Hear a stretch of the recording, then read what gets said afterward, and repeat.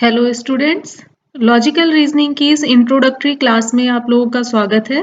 ये क्लास हमारी logical reasoning के क्लास 7 के सारे टॉपिक्स को कवर करती है। इसमें हम डिस्कस करेंगे कि लॉजिकल रीजनिंग में मेनली कौन से टॉपिक्स आते हैं डिफरेंट एग्जाम्स में, लाइक ओलंपियाड्स वगैरह जो एग्जाम्स होते हैं उनमें क्लास 7 के स्टूडेंट्स के लिए लॉजिकल रीजनिंग के कौन कौन से टॉपिक्स हैं उनको हम ब्रीफली देखेंगे और उसमें किस तरह के क्वेश्चन पूछे जाते हैं उनको भी हम थोड़ा समझेंगे। फिर आने वाले लेक्चर्स में, आने वाली क्लासेस में हम इन सभी टॉपिक्स को डिटेल में कवर करेंगे और उनके जो भी सब टॉपिक्स भी होंगे उन सब के बारे में हम डिटेल्स में स्टडी करेंगे। तो आइए शुरू करते हैं। तो देखिए, इसमें हमें ऑलमोस्ट 15 टॉपिक्स दिखाई दे रहे हैं यहाँ पर। Like first one is series completion and inserting, next is analogy and classification, then coding decoding, next blood relations, fifth is direction sense test, then logical Venn diagrams, then alpha numeric sequence, then mathematical operations, then analytical reasoning, mirror and water images, embedded figures, figure formation, figure matrix, paper folding and paper cutting, cubes and dice, and dot situation. Almost सभी exams में जो भी logical reasoning जिनमें पूछी जाती है exams में, almost यही सिलेबस रहता है। ये हम क्यों पूछा जाता है एग्जाम्स में? लॉजिकल रीजनिंग का पूछे जाने का मेन ये रीज़न है कि इससे बच्चों की मेंटल एबिलिटी का पता चलता है कि मेंटली वो उनका थिंकिंग प्रोसेस कितना स्ट्रॉन्ग है। तो आइए अब इन टॉपिक्स में पूछे जाने वाले क्वेश्चंस को थोड़ा सा डिटेल में देख लेते हैं, थोड़ा सा समझते हैं कि किस तरह का क्वेश्चंस आते हैं। जैसे फर्स्ट टॉपिक था हमारा सीरीज कंप्लीशन एंड इंसर्टिंग। तो सीरीज में आपका किस तरह के क्वेश्चन आएंगे? लाइक आपको कोई भी सीरीज दे देंगे, कोई भी नंबर्स की सीरीज दे देंगे या अल्फाबेटिकल सीरीज भी हो सकती है। तो उसमें आपको वो सीरीज किसी रूल को फॉलो कर रही होगी, तो आपको वो रूल आइडेंटिफाई करना है और उसमें कहीं पर कोई मिसिंग नंबर होगा। जैसे यहाँ पर इन्होंने बीच में थर्ड नंबर में क्वेश्चन मार्क दिया है, तो इस मिसिंग नंबर में क्या आएगा वो आपको फाइंड आउट करना है, जो कि उस सीरीज के जो रूल हैं, जिस रूल को वो सीरीज फॉलो कर रही है उसको फॉलो करते हुए ये मिसिंग नंबर आपको फाइंड आउट करना है। जैसे अगर हम इस सीरीज की बात करें तो यहाँ पर अगर आप देखिए तो आपको 9 दिखाई दे रहा है, देन 90। तो यहाँ पे हमें सीधे पता लग रहा है कि यहाँ पर सीधे हमें पता लग रहा है कि 9 में 10 से मल्टीप्लिकेशन हो रहा है। और फिर हम 90 से क्या देख रहे हैं, 90 के बाद 89 आ रहा है, यानी क्या हो गया, क्या ऑपरेशन हुआ होगा, -1। देन अगेन 89 के बाद 890 आ गया, मीन्स अगेन क्या हुआ है, 10 से मल्टीप्लाई हुआ है। 89 मल्टीप्लाई 10 करेंगे तो 890 आ जाएगा। तो ये जो चीज़ हमें बाद वाले नंबर्स में दिख रही है कि यह स्टार्टिंग में भी है, दोबारा चेक कर लेते हैं। तो 2 से फिर 1 -1 करेंगे तो 1 आ जाएगा। तो ये चीज़ हमें मिल रही है -1 वाली। तो यानी कि नेक्स्ट ऑपरेशन मल्टीप्लिकेशन बाय 10 होना चाहिए। तो 1 को अगर आप 10 से मल्टीप्लाई करोगे तो यहाँ 10 आ जाएगा। तो अगेन 10 को -1 करेंगे तो 9 आ जाएगा। यानी इस सीरीज में ऑप्शन 10 फिट आ रहा है। सो आंसर 10 यहाँ पर करेक्ट है। चलते हैं नेक्स्ट टॉपिक पे। नेक्स्ट टॉपिक में किस तरह के क्वेश्चंस आते हैं? नेक्स्ट है एनालॉजी एंड क्लासिफिकेशन। एनालॉजी में क्या होता है कि आपको यहाँ पर 2 पेयर दिए हुए हैं, एक पेयर में कुछ रिलेशनशिप होगा, कुछ रिलेशन हमें आइडेंटिफाई करना है कि उनके बीच में क्या रिलेशन है, किस तरह से उनका पेयर बना है, और डिपेंडिंग ऑन दैट रिलेशनशिप हमें जो ये इस पेयर में जो मिसिंग पिक्चर है उसको फाइंड आउट करना है। ठीक है, अब जैसे यहाँ पर आप कर सकते हैं कि ये जो मिडिल वाला पोर्शन है ये इन्वर्ट हो गया, ये ट्रायंगल नीचे चला गया, सर्कल ऊपर आ गया, ये हमें साफ पता लग रहा है। और जो ये साइड वाली फॉर्म है ये एज इट इज इधर आ गई है, मीन्स ये जो साइड वाली फॉर्मेशन है ये इधर आ गई है, और मतलब बीच वाली इधर आ गई है, और जो साइड वाली है ये दूसरी साइड पर चली गई है। ठीक है, ऐसा हो रहा है। ऑल्दो ये मिरर इमेज नहीं है, आप इसको मिरर इमेज नहीं बोल सकते हैं। तो यही चीज हमें यहाँ पर देखनी है कि जैसे ये वाली फॉर्मेशन है ये इधर आ जाएगी, और ये जो साइड वाली है ये दूसरी साइड पे आनी चाहिए, जो हमारी रिजल्ट वाली फिगर होगी। और ये ट्रायंगल जो है ये ऊपर चला जाएगा, और ऊपर स्क्वायर है तो स्क्वायर नीचे आ जाएगा। इतना काम हमें करना होगा। लाइक ये ऐसे हो जाएगा, और ये इधर इस तरह। ऐसी जो फिगर होगी वही हमारा आंसर होगा।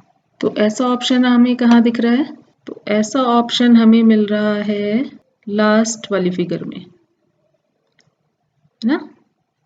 लास्ट वाली फिगर बिल्कुल सेम है जो हमने फाइंड आउट किया है। तो ये इतना सिंपल है। इसमें केवल यही पिक्चर की एनालॉजी नहीं हो सकती, आपकी वर्ड एनालॉजी भी होती है। कोई वर्ड्स के दो पेयर होंगे, उनके बीच में कुछ रिलेशनशिप होगा, तो वही आपको आंसर, उसी से रिलेटेड आंसर पेयर आपको फाइंड आउट करना होगा। या तो पेयर फाइंड आउट करना होगा, या पेयर में से एक वर्ड दिया होगा, दूसरा वर्ड आपको फाइंड आउट करना होगा। ठीक है, इसी तरह नंबर एनालॉजी भी हो सकती है। नंबर्स के का कुछ पेयर दिया होगा या ट्रिपलेट दिया होगा जिनका कुछ रिलेशनशिप होगा, सिमिलर रिलेशनशिप आपको फाइंड आउट करना होगा। तो उसके ऊपर हम डिटेल्ड उसको डिस्कस करेंगे डिटेल वीडियोस में, आने वाले वीडियोस में। तो अभी चलते हैं नेक्स्ट टॉपिक पे। नेक्स्ट है कोडिंग डिकोडिंग। कोडिंग डिकोडिंग में क्या होता है, मीन्स जैसे इस एग्जांपल में यहाँ पर हमें शो हो रहा है कि कह रहे हैं कि कोई वर्ड है गोल्ड, उसको इन्होंने उसकी कोडिंग की है एज 5124, और एक वर्ड है लाइव, उसकी कोडिंग की है 2983।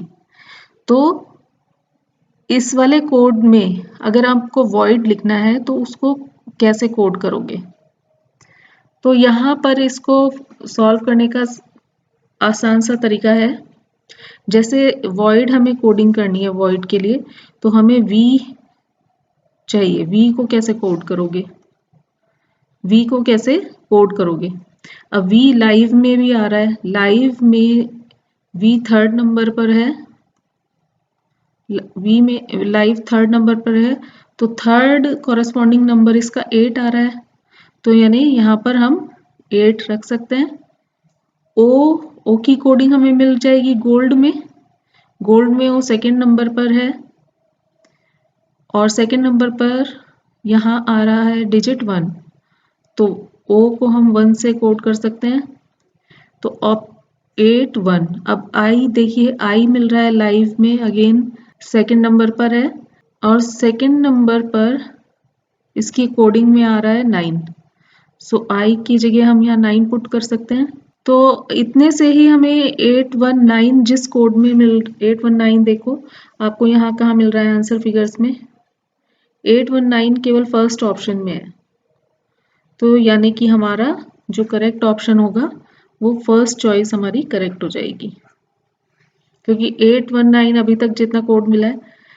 अदरवाइज आप डी भी चेक कर लो, डी गोल्ड में मिल रहा है, डी हो गया 4, सो 81994 पूरा आंसर आ गया आपका वॉइड का। ऑप्शन फर्स्ट ऑप्शन करेक्ट है। तो थोड़ा हिंट मिल गया होगा आपको कि कोडिंग डिकोडिंग में किस टाइप के क्वेश्चन आते हैं। नेक्स्ट आ गया topic blood relation. Blood relation के क्वेश्चन सॉल्व करने के लिए हमें रिलेशनशिप्स का थोड़ा सा आइडिया होना चाहिए।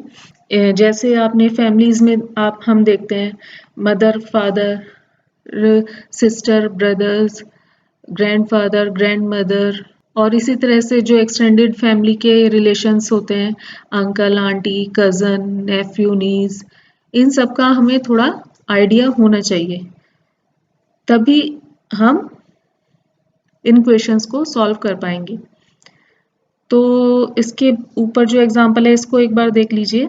कि pointing to a person, Sameer said, his only brother is the father of my daughter's father. How is the person related to Sameer? तो इसमें इस तरह के क्वेश्चंस में एक थोड़ा सा हमें नोटेशन थोड़ा हम रख लेते हैं। जैसे अगर मेल्स को रिप्रेजेंट करने के लिए जनरली हम स्क्वायर बना लेते हैं, इसको याद रखना इजी होता है, ठीक है।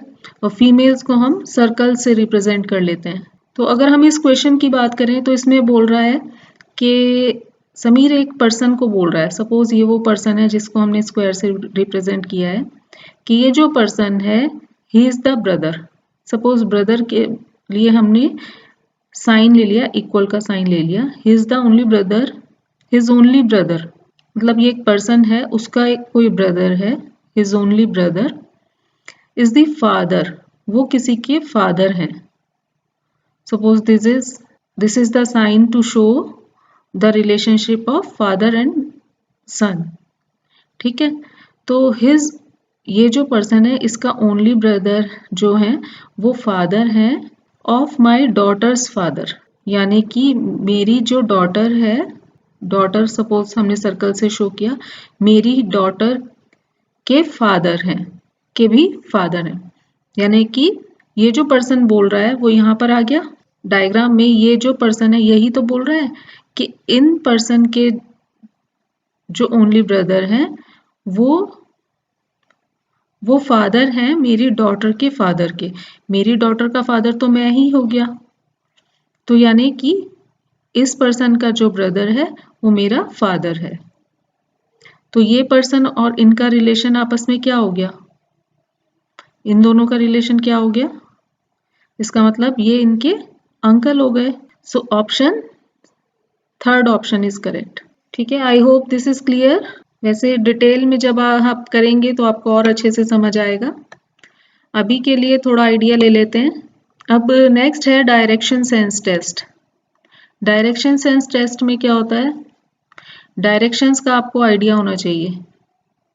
डायरेक्शन क्या होती हैं आपको सभी को पता है कि 4 डायरेक्शंस होती हैं। ईस्ट जहाँ सनराइज होता है और वेस्ट जहाँ सनसेट होता है, देन यहाँ नॉर्थ और इधर साउथ, ठीक है। जब आप पेपर पे ड्रॉ करते हैं तो diagram east west north south को हम इसी तरह शो कर सकते हैं। इसी तरह से 4 सब डायरेक्शंस होती हैं।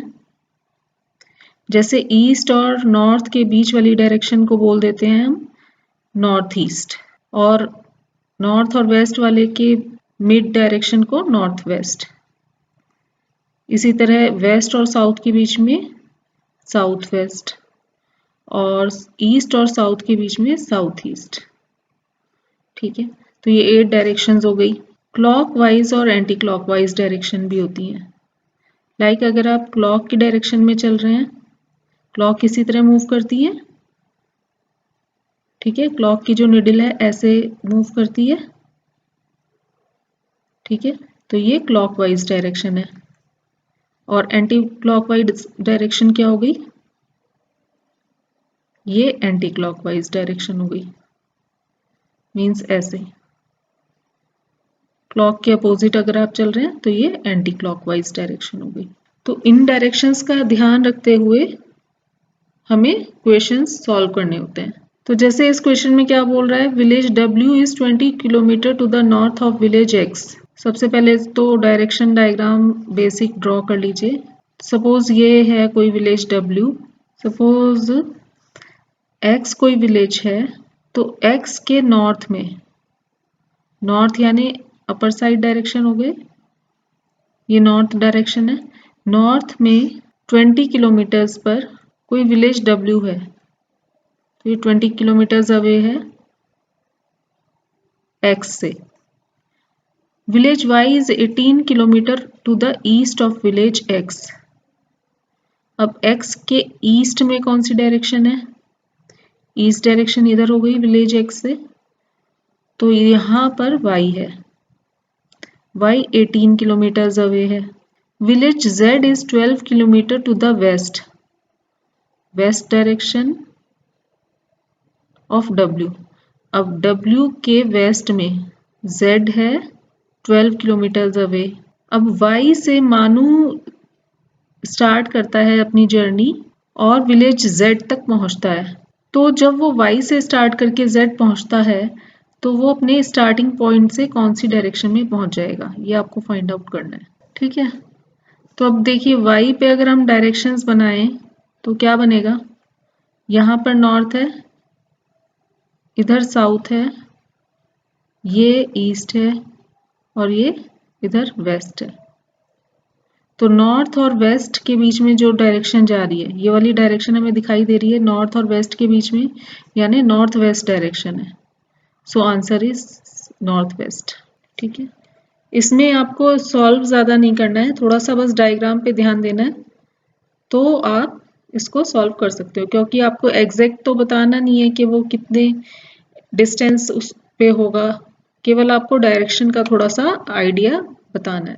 अब है logical Venn diagrams. Venn diagrams क्या होता है, कोई भी सिमिलर थिंग्स को रिप्रेजेंट किया जाता है पिक्टोरियली, यानी कि जैसे कि कोई मैथ स्टूडेंट्स हैं, कुछ केमिस्ट्री स्टूडेंट्स हैं, तो आप उन्हें सर्कल बना के रिप्रेजेंट कर सकते हो। अब हो सकता है जो मैथ स्टूडेंट्स हैं वो केमिस्ट्री के भी स्टूडेंट्स हों, तो यानी कि कुछ स्टूडेंट्स कॉमन हो जाएंगे जो कि मैथ और केमिस्ट्री दोनों पढ़ते होंगे, और कुछ स्टूडेंट्स ऐसे हो जाएंगे जो केवल मैथ्स पढ़ते हैं, केमिस्ट्री नहीं पढ़ते, या कुछ ऐसे हो जाएंगे जो केमिस्ट्री पढ़ते हैं और मैथ्स नहीं पढ़ते। तो जो अनकॉमन एरिया है वो ऐसे स्टूडेंट्स को रिप्रेजेंट करेगा जो दूसरा सब्जेक्ट नहीं पढ़ता है, और कॉमन एरिया उन स्टूडेंट्स को रिप्रेजेंट करेगा कि जो दोनों सब्जेक्ट पढ़ते हैं। तो यानी कि अगर कुछ कॉमन है, कुछ ग्रुप ऑफ पर्सन्स में या ग्रुप ऑफ ऑब्जेक्ट्स में कुछ कॉमन है, तो उन्हें हम ओवरलैपिंग सर्कल से रिप्रेजेंट करते हैं, और अगर कुछ भी कॉमन नहीं है दो ग्रुप्स में तो उन्हें हम डिसजॉइंट सर्कल से यानी अलग अलग सेपरेट सर्कल से रिप्रेजेंट करते हैं। अब जैसे कि इस एग्जाम्पल में हमें शो करना है कि मैन, वर्कर एंड गार्डन।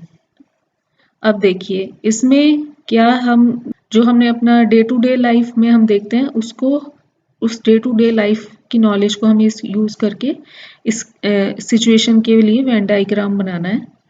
तो यहाँ से हम जानते हैं कि कोई मैन जो है वो वर्कर हो सकता है, जो ह्यूमन बीइंग्स हैं, जो मैन हैं वो काम करते हैं, वर्कर होते हैं, तो यानी कि मैन और वर्कर में कुछ कॉमन पोर्शन हो सकता है, यानी कि कुछ मैन हो सकते हैं जो वर्कर भी हों, है ना। लेकिन सभी वर्कर्स मैन हो ये ज़रूरी तो नहीं है ना, कुछ फीमेल वर्कर्स भी हो सकती हैं, कुछ वुमेन वर्कर्स भी हो सकती हैं। ठीक है, तो इसलिए हमें इसमें अनकॉमन एरिया भी शो करना होगा, और सभी लोग वर्कर हों ये ज़रूरी नहीं है कि सभी लोग काम करें, हो सकता है कुछ मैन वर्कर ना हो, तो इसलिए इसका भी कुछ पोर्शन यहाँ पे हमें ऐसा दिखाना होगा जो कि ओवरलैप ना कर रहा हो वर्कर्स से। ठीक है, और तीसरा ग्रुप है गार्डन का। अब देखिए मैन और गार्डन या वर्कर और गार्डन के बीच में तो कुछ कॉमन हो नहीं सकता, इसलिए गार्डन को शो करने के लिए हमें एक सेपरेट डिसजॉइंट सर्कल बनाना होगा।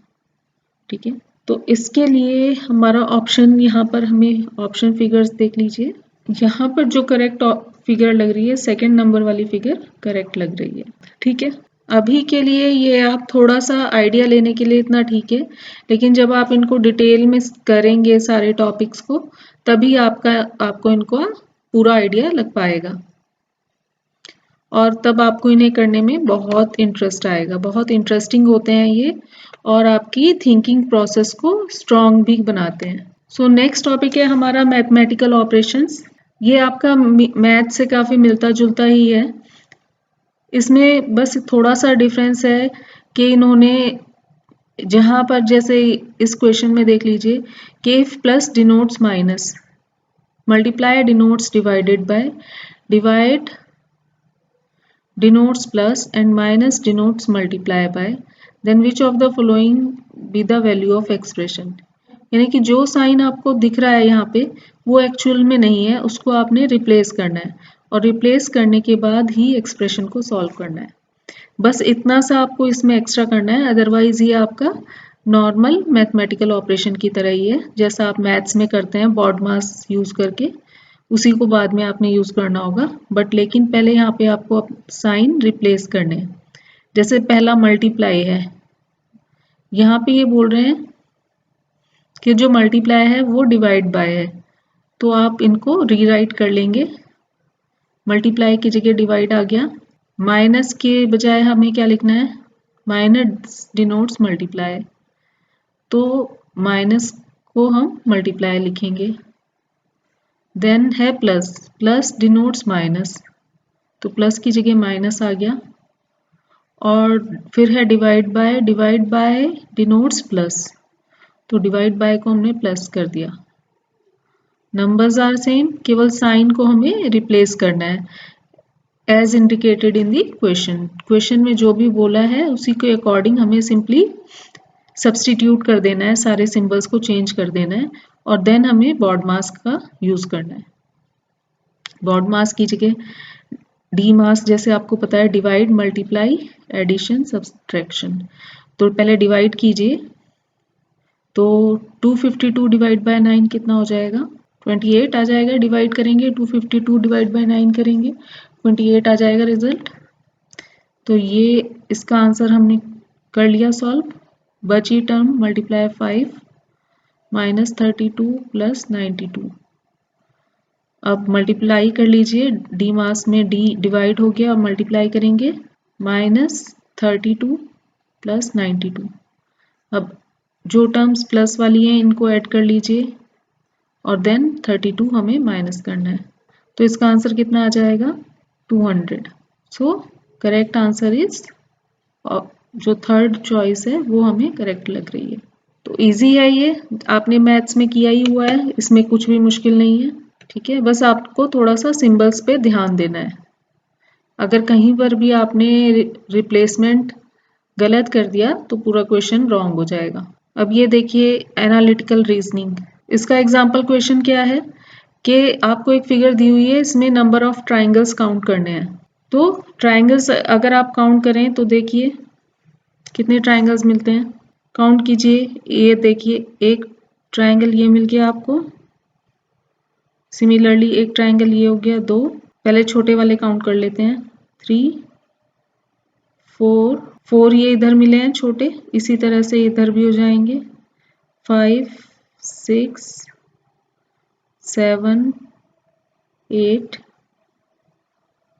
ठीक है, तो सबसे छोटे वाले हो गए हमारे, सबसे छोटे वाले जो हैं, ठीक है, ये वाला जो साइज है ये हमें 8 मिल गए। अब ये वाले देख लीजिए, ये 1 2 3 4 ऊपर है, 4 ही नीचे हो गए। तो ये वाला जो साइज है इसमें हमें, इसमें भी 8 मिल गए हैं, ये वाले साइज में भी 8 मिल गए हैं। देन ये जो इक्विलेटरल ट्रायंगल दिख रहा है, तो ये जो इक्विलेटरल ट्रायंगल हैं दो ये हो गए, एक ऊपर और एक नीचे। ठीक है, ये वाले 2 हो गए। और इसी तरह एक छोटा इक्विलेटरल ट्रायंगल हो गया ये वाला, एक ऊपर हो गया और एक नीचे हो गया, तो 2 ये वाले हो गए। और उसके अलावा अगर आप देखो तो एक ये बड़ा ऐसे वाला ट्रायंगल हो गया, एक इधर, एक लेफ्ट में और एक राइट में, मीन्स ऐसे वाला और ऐसा, है ना, 2 ये वाले हो गए। तो टोटल कितने हो गए, टोटल ये हो गए हैं 22। So answer first option correct लग रहा है। ठीक है, तो ये हो गया हमारा टाइप एनालिटिकल रीजनिंग। अगला है मिरर एंड वाटर इमेजेस। आपको पता है कि अगर कोई मिरर होता है बीच में, ठीक है, अगर आप यहाँ पर लिखें बी, तो मिरर में जाके कैसे दिखाई देगी, ऐसा दिखाई देगा। ठीक है, तो ये मिरर इमेज होती है। ठीक है, अगर आप ऐसे रख दें मिरर को तो क्या होता है, सपोज आपने ऐसे बनाई, कोई ऐसी कोई पिक्चर है, तो वो मिरर में कैसे दिखाई देगी, ऐसी दिखाई देगी। थोड़ा सा इन्वर्जन उसका हो जाता है, लेटरल इन्वर्जन जिसको बोलते हैं, वो मिरर इमेज में हो जाता है। तो इसका आपको ध्यान रखना है। वाटर में भी सेम चीज़ अप्लाई होती है, वाटर इमेज में भी ऐसे ही इन्वर्ट पिक्चर हो जाती है। तो देखिए इसमें प्रॉब्लम फिगर है, इसका हमें बताना है कि मिरर इमेज क्या होगा और मिरर कहाँ पर अप्लाई किया गया है, वो बोल रहे हैं at the top of the figure, means यहाँ पर मिरर रखा हुआ है। तो मिरर में ये कैसा दिखेगा ये हमें बताना है, ठीक है। तो आप इसको सोचने की कोशिश कीजिए थोड़ा। देखिए अगर हम इसको थोड़ा सा ड्रॉ करने की यहीं पर कोशिश करें तो ये कैसा बनेगा इसका मिरर, सोचने की कोशिश कीजिए। ये वाला जो एरो इधर जा रहा है ये ऐसा कुछ जाएगा, है ना, और ऐसे ये सर्कल होगा ऐसा, है ना, और इधर ये स्माइल वाला जो पोर्शन है ये कुछ इधर आएगा, है ना। तो इस तरह की जो फिगर है वही हमारा आंसर होगा। देखिए इस तरह का ऑप्शन कहाँ दिखाई दे रहा है, आई थिंक ऑप्शन जो थर्ड ऑप्शन है ये करेक्ट लग रहा है, ये इसकी आंसर फिगर होगी। चलते हैं नेक्स्ट टाइप। नेक्स्ट है एम्बेडेड फिगर्स का। एम्बेडेड फिगर में क्या करना होता है कि फिगर है, इसको आपने फाइंड आउट करना है कि जो गिवन ऑल्टरनेटिव है, ये जो फिगर है ये किस ऑल्टरनेटिव का पार्ट हो सकती है। यानी कि ये जो इसमें लाइंस हमें दिखाई दे रही हैं वो आंसर फिगर में प्रेजेंट होनी चाहिए, वो सारी लाइंस, ठीक है, वो पूरा का पूरा पोर्शन हमें आंसर फिगर में प्रेजेंट होना चाहिए। तो देखिए इस तरह की शेप आपको कंप्लीट शेप कौन सी फिगर में मिल जाएगी, ट्राई करते हैं। जैसे अगर आप इसमें देखो, इस फिगर में आपको ये वाला एरिया मिल रहा है, ये भी मिल रहा है, इधर मिल रहा है, बट नीचे जो स्ट्रेट लाइन है वो यहाँ पर नहीं मिल रही है, तो थर्ड ऑप्शन नहीं होगा। सेकंड में तो ऊपर वाला एरिया ही यहाँ ब्रेक सा हो रहा है ऊपर, ये सेकंड तो बिल्कुल नहीं लग रहा। फर्स्ट को ट्राई करें, पहले फर्स्ट में देखो ये मिल रहा है, इधर मिल गई ये लाइन, अगेन ये वाली लाइन भी मिल गई, देन आप बाहर आ गए, फिर आप नीचे आए और ये स्ट्रेट, इसमें ये मिलता हुआ लग रहा है। फोर्थ भी ट्राई कर लेते हैं, ये आप गए इधर ऊपर, इधर आए वापस, लेकिन ये जो पोर्शन था ये यहाँ पर प्रेजेंट नहीं है, सो फोर्थ ऑप्शन नहीं होगा। आंसर हमारा हो गया 1, तो फर्स्ट ऑप्शन करेक्ट लग रहा है। तो इस तरह से कुछ सॉल्व होते हैं एम्बेडेड फिगर्स वाले क्वेश्चंस। तो चलते हैं, नेक्स्ट टाइप है figure matrix. Select a suitable figure from alternatives that would complete the figure matrix. अब इन्होंने ये फिगर्स दी हैं, आपको क्वेश्चन मार्क में कौन सा आंसर आएगा वो आपने चूज करना है। तो इसको थोड़ा सा स्टडी कीजिए। यहाँ पर एक ट्राइंगल है, देन ट्राइंगल में एक परपेंडिकुलर और सर्कल आपने ऐड कर दिया, और यहाँ पर जो ओरिजिनल ट्राइंगल था वो आपने रिमूव कर दिया। सेकंड वाले रो में क्या हो रहा है, यहाँ पर एक स्क्वायर है विद डायगोनल, देन आपने बीच में एक प्लस साइन ऐड किया हुआ है, इन्होंने प्लस साइन ऐड किया, अगेन प्लस साइन रह गया, बाकी जितनी भी फिगर थी वो रिमूव हो गई। तो क्या हो रहा है कि जो एडिशन हो रहा है केवल एडिशन बच रहा है, मिडिल पार्ट में जो एडिशन हुआ वही रह गया और जो ओरिजिनल पोर्शन था वो रिमूव हो गया। तो इसमें इस वाली फिगर में चेक कर लेते हैं। जैसे फिगर है यहाँ पर एक क्रॉस ऐड हुआ है, तो यानी कि यहाँ पर सिर्फ एक क्रॉस ही रह जाएगा और जो ओरिजिनल फिगर थी वो रिमूव हो जाएगी। तो आंसर 4 यहाँ पर करेक्ट होना चाहिए। तो ये हमारी टाइप हो गई फिगर मैट्रिक्स की। चलते हैं नेक्स्ट पे। नेक्स्ट टाइप ऑफ क्वेश्चंस होते हैं paper folding and paper cutting. तो इसमें क्या होता है कि जैसे हम पेपर फोल्ड करते हैं, इस तरह की एक्टिविटी सभी ने की होगी बचपन में, कि पेपर हम फोल्ड करते हैं, फिर थोड़ा सा उसमें से कुछ कट करते हैं और फिर पेपर को ओपन कर देते हैं, तो एक डिज़ाइन बनकर हमारे सामने आ जाता है। तो वही चीज़ इन्होंने दिखाई है, फिगर में दिखाई है, और हमें बताना है कि जब हम पेपर को ओपन करेंगे तो कौन सा डिज़ाइन हमारे सामने आएगा।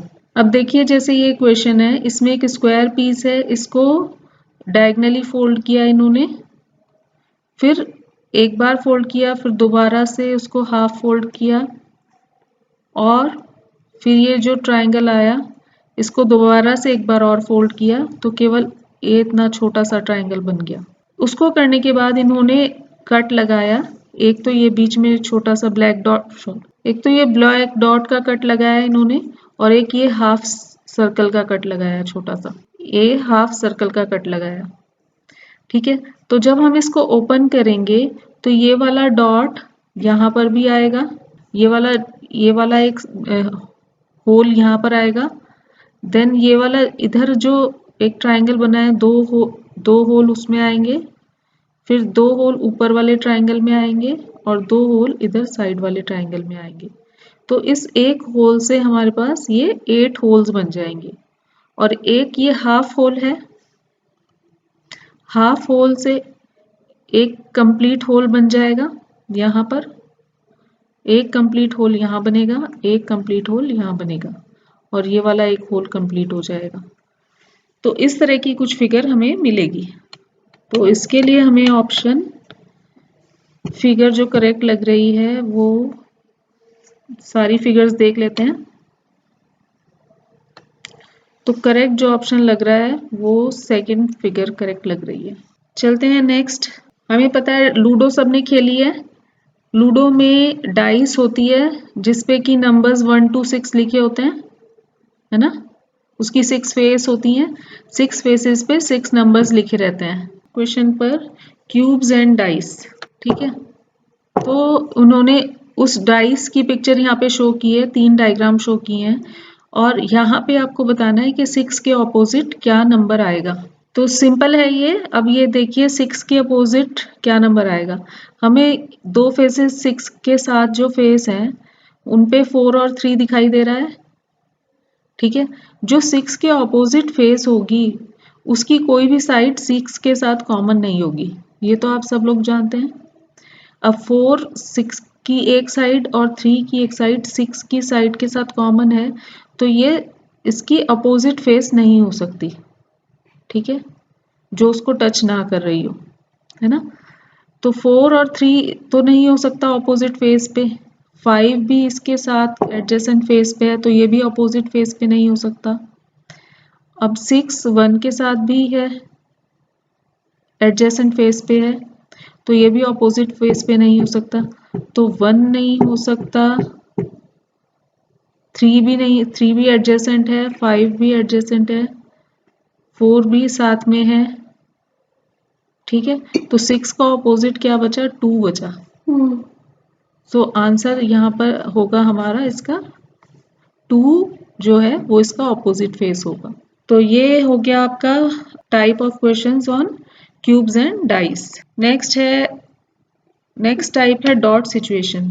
तो इस टाइप के क्वेश्चंस में आपको ये बताना है कि जैसे डॉट यहाँ पर दिखाया हुआ है, इन्होंने क्वेश्चन फिगर में डॉट दिखाई हुई हैं, कुछ फिगर्स हैं, ट्रायंगल है, स्क्वायर है, सर्कल है, उनके बीच में 2 डॉट्स लगाई हुई हैं।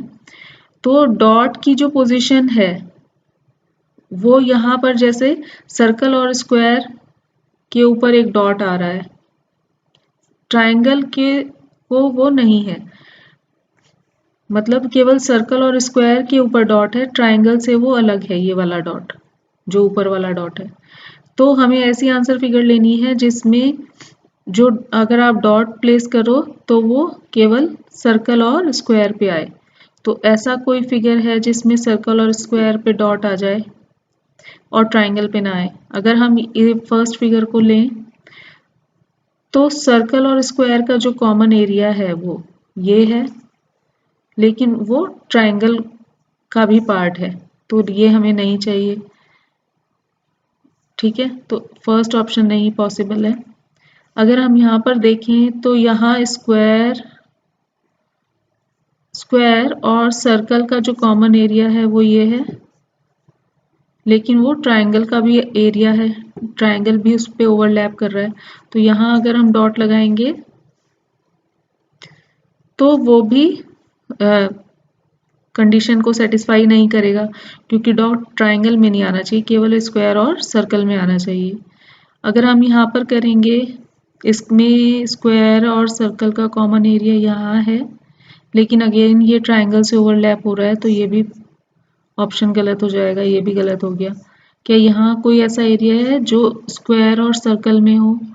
हाँ, यहाँ पे हमें एरिया मिल रहा है जो केवल स्क्वायर और सर्कल में है, ट्रायंगल अलग है। तो ये ऑप्शन हमें करेक्ट लग रहा है। दूसरा जो डॉट है वो तीनों पर है, ट्रायंगल पर भी है, स्क्वायर पर भी है और सर्कल पर भी है। तो वो एरिया भी है यहाँ पर। ये एरिया, ये वाला जो एरिया है ये सर्कल में भी है, स्क्वायर में भी है और ट्रायंगल में भी है। सो यहाँ पे अगर आप डॉट यहाँ पे प्लेस कर सकते हो तो सेकंड वाले डॉट की वाली सिचुएशन को भी ये सेटिस्फाई करेगा। सो फोर्थ ऑप्शन दोनों डॉट्स को सेटिस्फाई करेगा, यानी दोनों डॉट्स को इस रूल के अकॉर्डिंग प्लेस कर सकते हैं आप लास्ट वाली फिगर में। सो इसका आंसर हो जाएगा फोर्थ। सो स्टूडेंट्स, ये हमने ब्रीफ में देखा कि लॉजिकल रीजनिंग के जो टॉपिक्स हैं उसमें किस तरह के क्वेश्चन सारे टॉपिक्स में पूछे जाते हैं। ये थोड़ा ब्रीफ में हमने देखा। आने वाले वीडियोस में इन सारे टॉपिक्स में हम डिटेल में क्वेश्चंस डिस्कस करेंगे, उनका प्रैक्टिस करेंगे और कोई रिलेटेड टॉपिक्स होंगे, सब टॉपिक्स होंगे, उनको भी डिटेल में स्टडी करेंगे। तब तक के लिए आप इस तरह के क्वेश्चंस को खुद भी ट्राई कीजिए करने का, प्रैक्टिस कीजिए अच्छे से। ये आपके मेंटल एबिलिटी के लिए और आपके मेंटल डेवलपमेंट के में बहुत हेल्पफुल होते हैं। आपके थिंकिंग प्रोसेस को स्ट्रॉन्ग करने में लॉजिकल रीजनिंग बहुत हेल्प करती है। So all the best for your practice for your future exams. So keep practising. Thanks for watching.